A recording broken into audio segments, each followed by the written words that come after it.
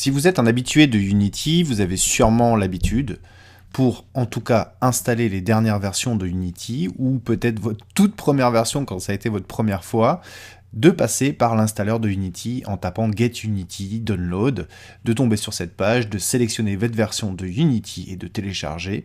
À partir bien entendu du moment où vous avez choisi votre version, vous vous retrouvez sur Unity Personal par exemple, ou toute autre version de licence, mais dans tous les cas, ce qui est sûr, c'est que vous êtes sûrement habitué à télécharger l'installeur pour la plateforme que vous voulez, bien entendu, mais en passant par cette méthode-là.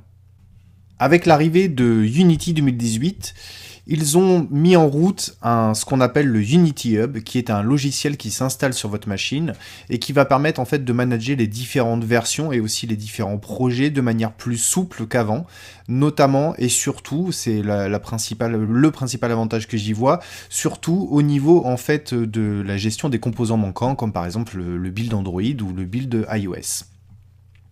Vous retrouverez les liens dans la description ou dans le fichier texte accompagnant. Dans tous les cas, vous avez donc un hub pour macOS et un hub pour Windows. Désolé pour les Linuxiens, mais en tout cas, vous n'avez pas votre mot à dire là pour ce coup-là. Désolé encore une fois. Et donc, vous suivez simplement ce lien et vous téléchargez votre Unity Hub. Une fois que Unity Hub est téléchargé, vous l'avez peut-être monté, comme on dit sous Mac, puisque ça arrive un DMG ou un exécutable, tout dépend de votre OS, de votre système d'exploitation, et vous double-cliquez simplement sur le Unity Hub, on le voit, là il est bien argenté, il est bien différent, ils ont fait les choses bien par rapport à, effectivement, au logo de Unity, donc c'est plutôt agréable.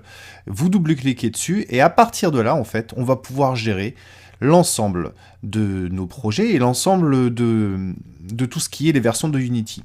Bien entendu, vous aurez bien entendu encore une fois les dossiers de Unity des différentes versions. On aura toujours sous Unity un dossier par version de Unity. Ça ne changera jamais.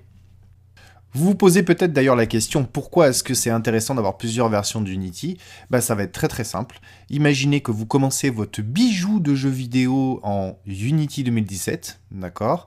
Et que demain sorte la version 2018, d'ailleurs elle ne devrait pas tarder à l'heure actuelle, en tout cas en mars 2018, et vous précipitez, vous faites une mise à jour en tout cas vers Unity 2018, vous passez votre projet en Unity 2018, et comme par hasard, les shaders par exemple ont changé, certains scripts ont changé en 2018, et du coup, vous êtes complètement bloqué, vous avez un projet qu'il va falloir retravailler, qui est partiellement cassé, voire cassé, et pour vous, c'est le pire, impossible de revenir en arrière sur une version 2017.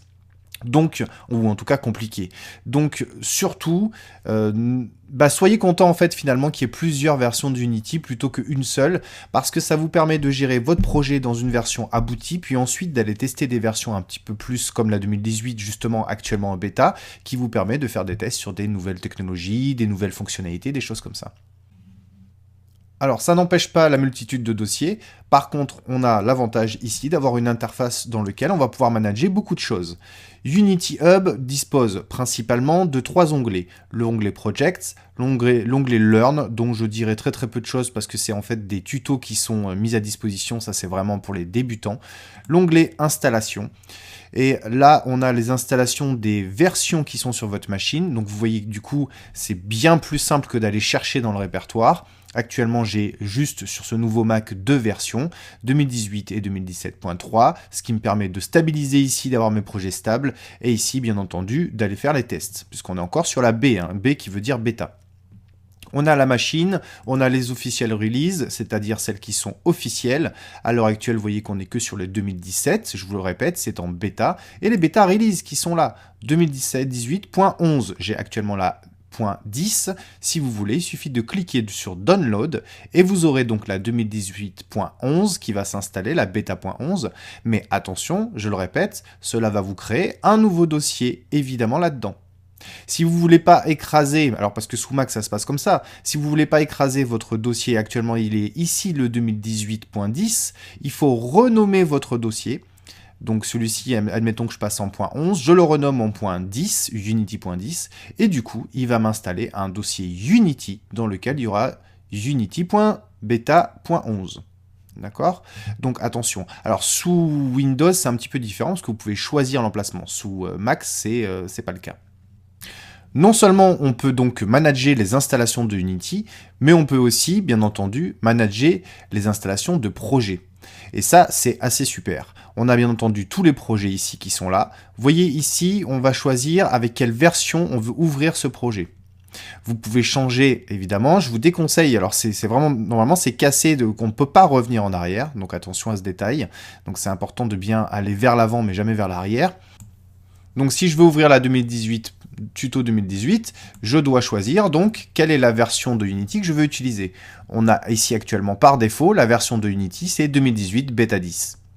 Vous faites attention, ici vous avez l'information de la version de Unity qui a été utilisée pour ce projet, et donc par exemple pour le Facebook tutoriel 2017.3 en patch 2, il faut que j'aille ouvrir avec ici 2017.3 patch 2.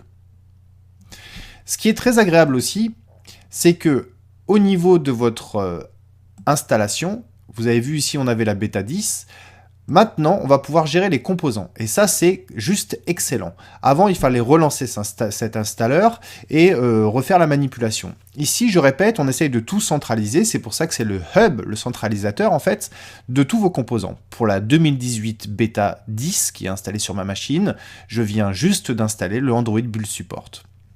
Le principe est comme avant, ça n'a pas changé, c'est le même qu'avant plutôt. Il suffit de cliquer donc sur le composant que vous voulez ajouter et vous cliquez sur Down. Et c'est tout. À partir de là, vous avez donc la possibilité rapidement de rajouter des composants ou d'avoir évidemment un overview, une vision globale des composants qui sont installés dans ce projet et utilisés dans ce projet. Encore une fois important, ne surchargez pas la mule, c'est pas la peine de mettre du WebGL si vous n'avez pas l'intention de porter vers WebGL. Prenez juste le strict nécessaire. Une autre fonctionnalité offerte, c'est de localiser une version, c'est-à-dire vous avez un Unity quelque part sur votre ordinateur et vous allez chercher donc un dossier que vous savez quelque part et qui n'a pas été reconnu par Unity Hub. Autre point important, Unity Hub est automatiquement maintenant mis à jour dès que vous avez fait la première installation. Vous aurez un message qui va s'afficher quelque part dans le header, dans l'entête en haut, et il suffira donc de redémarrer Unity Hub pour que votre Unity soit à jour, enfin le Unity centralisateur, la centrale. Pour créer un nouveau dossier, pour créer plutôt un nouveau projet, il suffit de cliquer sur New. À partir de là, vous avez une fenêtre qui s'est ouverte, supplémentaire, dans laquelle vous allez pouvoir créer votre projet. Le système est identique au précédent, bien entendu. La location, donc où est-ce que vous mettez votre projet. Sachez qu'il va créer un dossier du coup du nom du projet nom, du project name justement. Et ensuite, on peut choisir les grosses nouveautés. Du coup, on peut choisir ici les versions avec lesquelles on va créer ce projet. De plus, on a maintenant des templates. Est-ce que mon jeu sera plutôt 2D, 3D? Est-ce que je veux vraiment de la belle 3D? Donc là, ils sont en train de prévoir des templates. C'est en cours d'expérimentation, tout ça. À vous de tester grâce aux dernières versions. C'est ça qui est intéressant. Et puis, plus ça va, plus on va avoir quelque chose de très élevé, comme le high-end SRP expérimental. Donc au niveau du rendu graphique qui est de plus en plus élevé. Comme d'habitude, vous pouvez enable ou disable les Unity Analytics et vous devez choisir votre organisation. Voilà, à partir de là, c'est comme d'habitude, vous cliquez sur Create Project. Dernière chose intéressante avant de se quitter, ici vous avez la roue crantée, donc ça indique évidemment des paramètres typiques. Vous cliquez dessus, vous voyez qu'on peut éditer la location du folder. Alors, ça veut dire quoi? En fait, on vous dit choisissez où est-ce que vous avez mis vos Unity Editors.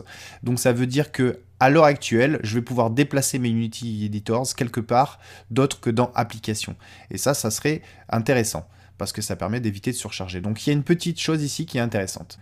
Voilà, sur ce, j'espère que ce petit tutoriel rapide vous aura donné envie de tester ce nouvel outil. Dans tous les cas, à partir de Unity 2018, il faudra s'y mettre, car c'est bien plus pratique, et ils ont l'intention de rajouter plein d'autres choses de fonctionnalités par la suite. C'est un outil qui va être grandissant, au même titre évidemment que Unity. Donc, encore une fois, si vous êtes sur Unity 2017, vous pouvez l'exploiter. Si vous êtes sur Unity 2018 et vous êtes en train de tester la bêta, c'est tout indiqué évidemment. Et pour le futur, je vous invite très fortement à vous faire la main sur ce petit logiciel. Vous allez voir, c'est très simple.